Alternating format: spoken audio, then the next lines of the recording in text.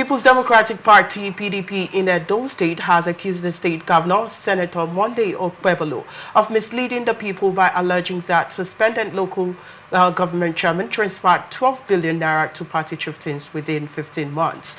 According to a statement signed by an Honorable Tony Azeibemi, chairman of the party's caretaker committee in the state, Azeibemi, said Okpebholo is using the allegation to legitimize his actions against the elected chairman. He claimed the charge was false and an obvious fabrication that should be ignored. The statement said, "For clarity, we want to emphasize that every comment made by the governor in the statement is incorrect and unsubstantiated, and at no point have PDP leaders received any such funds from local government chairmen, as the governor has erroneously claimed. We doubt very much that the sum blacked out by Mr. Governor-elect is the figure he intended to express. We know he was perplexed a few weeks ago when confronted with financial information."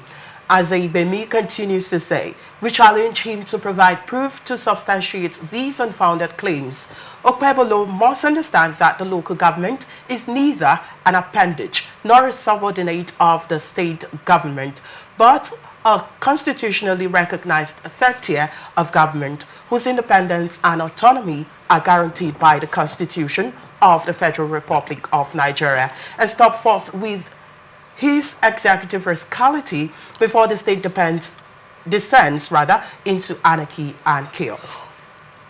He also went ahead to say, "As we have repeatedly pointed out, Okpebholo's real challenge lies in his lack of capacity and developmental plans for the state. He is a politician out of his depth who got into office unprepared through the back door. We therefore urge him to settle down, build capacity, and focus on serving the people of Edo State during his brief tenure at Dennis Osadebe Avenue, rather than jeopardize the peace and security of the state in desperate pursuit of his selfish interests." Well, Chizzy, this is quite interesting now. PDP coming to, debunk the fact that the Edo State governor is saying that this local government council chairman that were, dissolved was due to the 12 billion naira that were, siphoned and given to, according to the Edo State governor, given to the PDP, chairmen and the rest. I would like to get your take on this as well.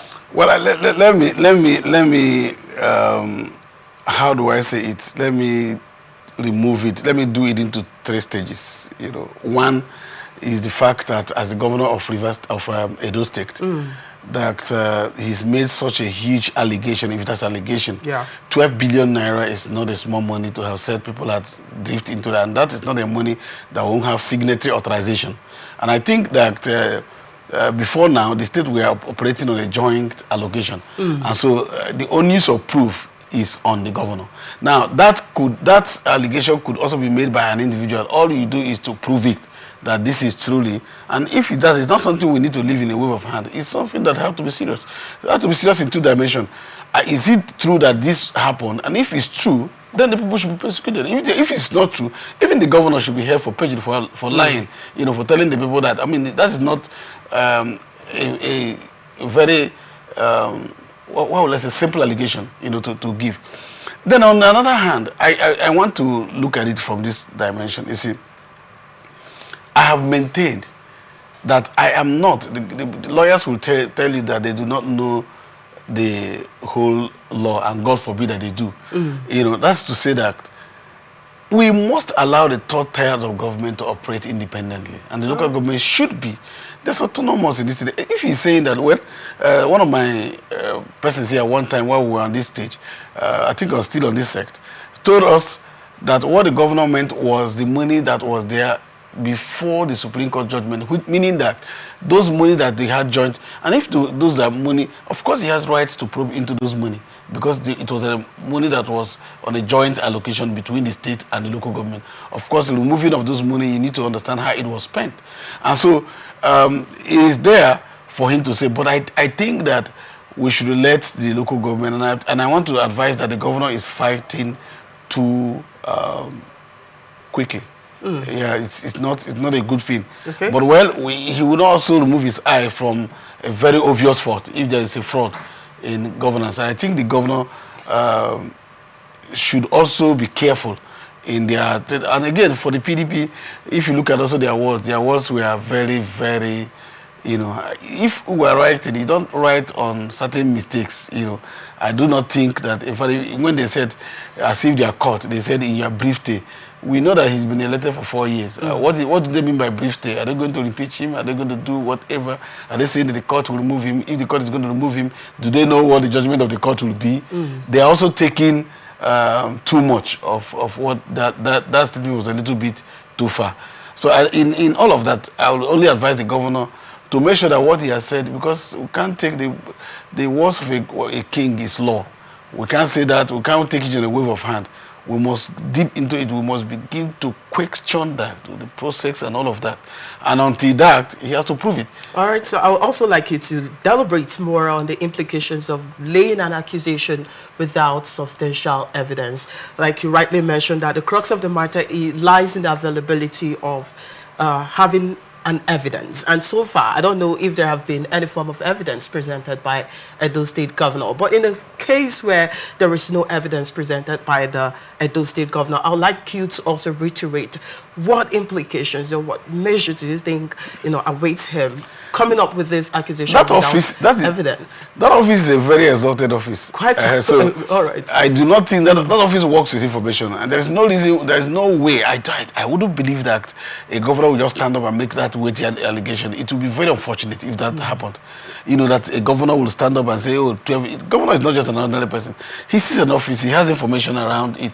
Of course, that, like I said, they had joint allocation, and he has access to those informations, and so he will have to provide it. But assuming, without conceding, that those informations were false, were political, that means that even the House will use that information against him. Of course, because if you give that wealthy information that cannot substantiate, of course, not only is it that they didn't do that at all, that amount of money wasn't even there, or that they did even have. I mean, that will be against the governor, and it wouldn't be good for us. Some of us will press against it and ask the assembly to do the needful. Interesting. I love that. All right. So how does this accusation reflect on the broader political dynamics between APC and PDP in Edo State? Let's take a look at this too. Well, you know, just after election in Nigeria, it is pretty difficult to accept defeat. All right. The PDP has not come home with the fact that they've been won and defeated.